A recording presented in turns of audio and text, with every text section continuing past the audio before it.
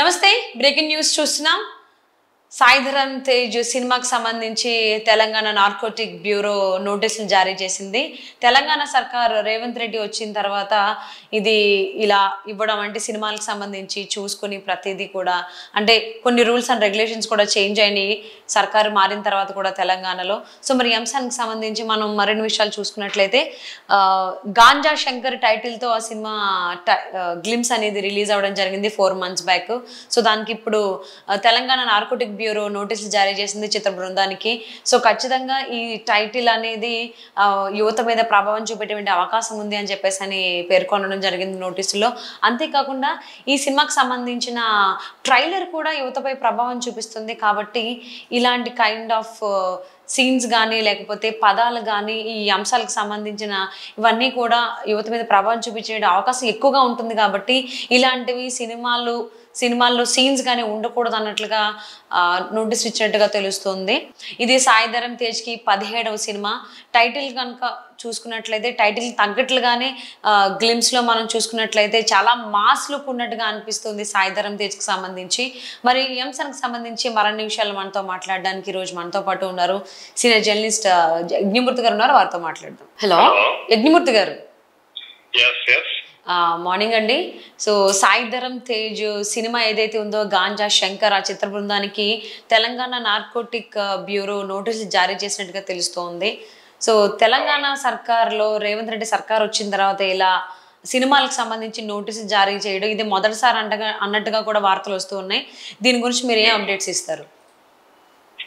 ఇది ఏ ప్రభుత్వం ఉన్నప్పటికీ కూడా ఇప్పుడు నార్కోటిక్స్ బ్యూరో అనేది కొంచెం మాదక ద్రవ్యాలకు సంబంధించి సినిమాల్లో ఎలాంటి వాటికి సంబంధించినటువంటి ఎలాంటి సన్నివేశాలు ఉన్నా కానీ తమ దృష్టికి ముందుగానే తీసుకురావాలని చెప్తున్నారు అనమాట. సో అవి ఎందుకంటే అలాంటివి చూపిస్తే ఆ చట్టం ప్రకారం ఏంటంటే అలాంటివి చూపించడం అనేది చట్ట విరుద్ధంగా చెప్తున్నారు నార్కోటిక్స్ చట్టాల ప్రకారం.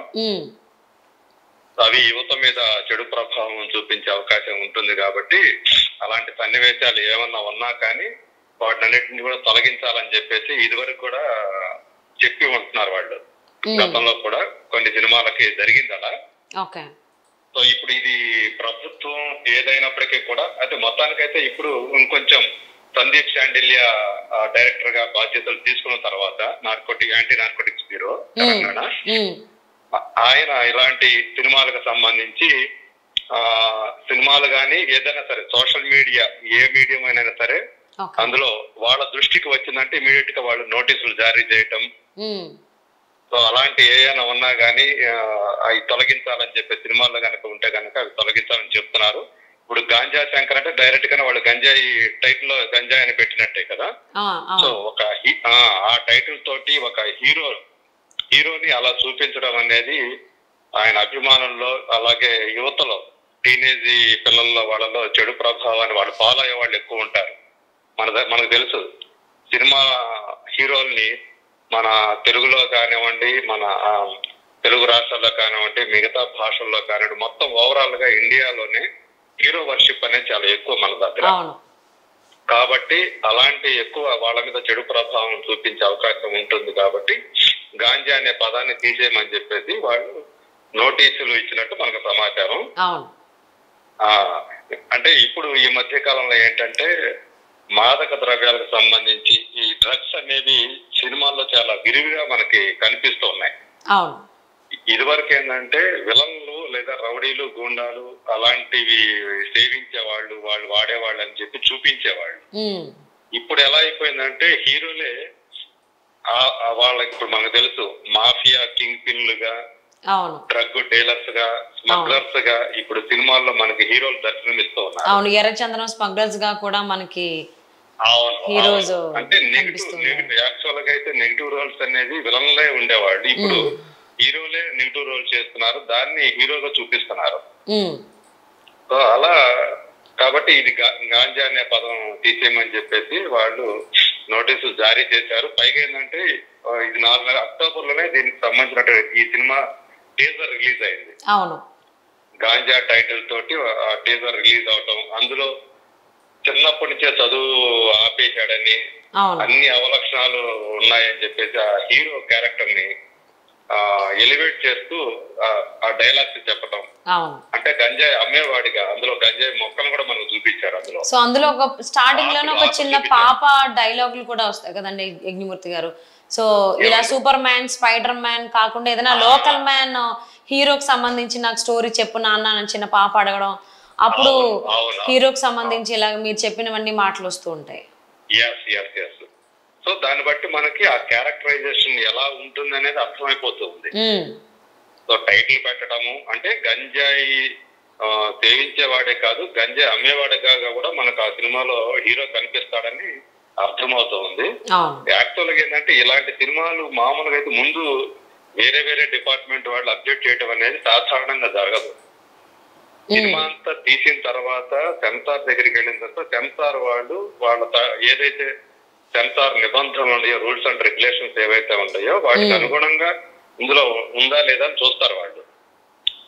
సో మనకు తెలుసు ధూమపానం, మద్యపానం అంటే కంపల్సరీగా వార్నింగ్, స్టాట్యూటరీ వార్నింగ్ అనేది ఇవ్వాలి కదా, మనకి హెచ్చరిక ఇవ్వాలి, చట్టబద్ధమైన హెచ్చరిక అని ఇస్తూ ఉంటారు. అలాగే మాదక ద్రవ్యాలు అయితే ఇంకా సివియర్ అనమాట. సో అలాంటి సీన్ గనక ఉంటే గనక దానికి లోబడి ఎవరైనా సరే పనిచేయాల్సింది, ఎవరైనా సరే వాటికి తగ్గట్టుగా నడుచుకోవాల్సిందే. అక్కడ మాదక ద్రవ్యాల వ్యతిరేక చట్టం ఏదైతే ఉందో అది వీటి కంటే కూడా చాలా బలమైన చట్టం అది. సో మనకు తెలుసు డ్రగ్ కేసులు అనేవి ఎంతగా అప్పుడప్పుడు టాలీవుడ్ కూడా కుదిపేస్తూ వస్తున్న సంగతి మనకు తెలుసు. సో కాబట్టి యాక్చువల్ గా అయితే సెన్సార్ వాళ్ళు అబ్జెక్ట్ చేయాలి. అప్పుడు ఏదైనా ఉంటే సెన్సార్ వాళ్ళు అభ్యంతరం చెప్పి ఇవి తీసేయాలని చెప్తా ఉంటారు వాళ్ళు. బట్ అండర్ ప్రొడక్షన్ లో ఉండగానే ఒక సినిమాకి అది వాళ్ళ నోటీస్ రావటం అంటే ఎవరో మనకి అర్థం చేసుకోవచ్చు, ఎవరో ఆ సినిమా సంబంధించిన సమాచారం వాళ్ళ దృష్టికి తీసుకెళ్ళటము, లేకపోతే వాడు చూడటం ఏదో జరిగి ఉంటుంది. అవును. అండ్ దట్టు ఇప్పుడు ఆల్మోస్ట్ ఈ గాంజా శంకర్ సినిమాకి సంబంధించిన టీజర్ రిలీజ్ అయ్యి 4 months అవుతోంది. ఇప్పుడు తెలంగాణ సర్కార్ కి సంబంధించినటువంటి నార్కోటిక్ బ్యూరో ఇప్పుడు స్పందించడం, అలాగే అసలు ఎంతవరకు అంటే ఇప్పుడు నార్కోటిక్ బ్యూరో నుంచి నోటీసులు వచ్చాయి కాబట్టి చిత్ర బృందం ఏ విధంగా స్పందించేటువంటి అవకాశం ఉంది? డైరెక్టర్ సంపత్ నంది ఏమన్నా మార్పులు చేర్పులు చేసేటువంటి అవకాశాలు ఉండొచ్చు అని చెప్పేసి అని భావించవచ్చు అంటారా? ఇక వేరే వాళ్ళకి, ఎందుకంటే వాళ్ళు నోటీసులు ఇచ్చిన తర్వాత వీళ్ళు చెప్పే సమాధానం వాళ్ళకి ఓకే అనిపించాలి. ఎప్పుడు అనిపిస్తుంది ఇది మాదక ద్రవ్యాలని ప్రోత్సహించే సినిమా కాదు అని వీళ్ళు కన్విన్స్ చేయగలగాలి. ఓకే. సో ఇప్పుడు ఇది ఓన్లీ టీజరే, మేము ఇంకా సినిమా మొత్తం తీయలేదు కాబట్టి మీరు అప్పుడే దీన్ని అలా అనుకోవద్దని చెప్పడానికి కూడా లేదు. ఎందుకంటే టీజర్ రిలీజ్ అయింది, ఆ టీజర్ లో హీరో క్యారెక్టరైజేషన్ ఎలా ఉంటుంది అనేది కూడా చెప్పేశారు కాబట్టి సో ఇప్పుడు అది వాళ్ళు ఒకవేళ కనుక ఆ నిబంధనలకు విరుద్ధంగా హీరో పాత్ర కనుక ఉన్నా ఒక మాదక ద్రవ్యాలకు సంబంధించినటువంటి సన్నివేశాన్ని అంటే హీరో మాదక ద్రవ్యాలు తీసుకున్నట్టు చూపించడం ఇట్లాంటివి చేసినా కానీ అది నిబంధన విరుద్ధంగా తీసినట్లే అవుతుంది. కాబట్టి ఇప్పుడు అది వాళ్ళకి వేరే ప్రత్యామ్నాయం లేదు, గాంజా అనే పదాన్ని మొత్తం తీసేయాల. ఓకే. సో టైటిల్ లో కూడా మార్పు కావాలి అన్నారు. ఈవెన్ దానికి సంబంధించిన సీన్స్ ఏమంటే కూడా దాన్ని తొలగించాలి, మార్పులు చేర్పులు చేయాలి అన్నట్లుగా కూడా నోటీస్ లో పేర్కొన్నట్లుగా మనకి వార్తలు వస్తున్నాయండి. So thank you so much Yagnamurthy గారు. మరిన్ని అప్డేట్స్ కోసం మళ్ళీ మిమ్మల్ని కాంటాక్ట్ చేస్తాం. సో గాంజా శంకర్ సినిమాకి సంబంధించి నార్కోటిక్ బ్యూరో నోటీసులు జారీ చేస్తుంది. మరి చిత్ర బృందం ఏ విధంగా కన్విన్స్ చేస్తుంది నార్కోటిక్ బ్యూరోని? అలాగే ఈ సినిమా టైటిల్ చూసుకున్నట్లయితే టైటిల్లోనే ఉంది, మరి సీన్స్ ఏమన్నా మార్పులు చేర్పులు చేస్తారా డైరెక్టర్ సంపత్ నంది? అలాగే ఈ సినిమా ప్రొడ్యూసర్స్ సాయి సౌజన్య, త్రివిక్రమ్ గారి వైఫ్, ఆవిడ నాగవంశీ గారు, అంటే అలాగే సితార్ ఎంటర్టైన్మెంట్ సంయుక్తంగా నిర్మిస్తున్న ఈ సినిమా సాయిధరం తేజ్కి 17వ సినిమా.